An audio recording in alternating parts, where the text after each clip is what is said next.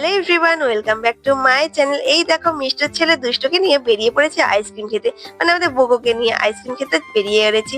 অনেকদিন ধরেই বলছিল পিপি আইসক্রিম খাবো খাবো করছিল, কিন্তু যাওয়ার হচ্ছিল না কোনো মতে। তাই জন্য ভাবলাম আজকে যখন তুই বললি চল আজকে ঠিকই যাবো আমরা।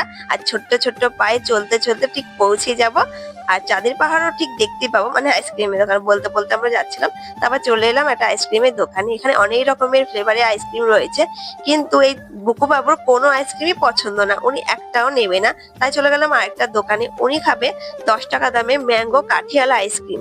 জানি না এই ম্যাঙ্গো কাঠিয়ালা 10 টাকা আইসক্রিমেও কি টেস্ট পায় আমি জানি না। ও অন্য অনেক রকমের আইসক্রিম ওকে বলেছি, ও কোনোটাই নেবে না, যেহেতু বাচ্চা ওরা ছোটখাটো জিনিসে খুশি হয়ে যায়। আর না পেলেই ব্যাস চট করে খুব মানে কষ্ট পেয়ে যায়। ওর বাচ্চা যেহেতু, বাচ্চাদের মন এরকমই হয়। তারপরে আমরা বাড়ি চলে গেলাম। আর এই দেখো কি খুশিতে দৌড়াচ্ছে।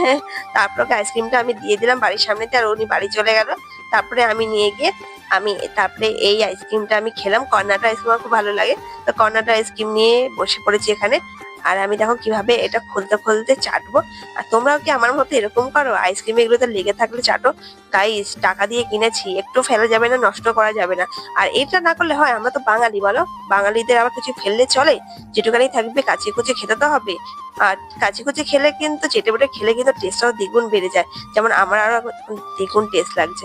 ব্লগটা তোমাদের কেমন লাগলো অবশ্যই কমেন্ট করে জানাতে ভুলো না। ভালো লাগলে অবশ্যই একটা লাইক করে দিও, আর চ্যানেলটাকে ফলো করে দিও। দেখা হবে নেক্সট ব্লগে। Love you, tata, bye by.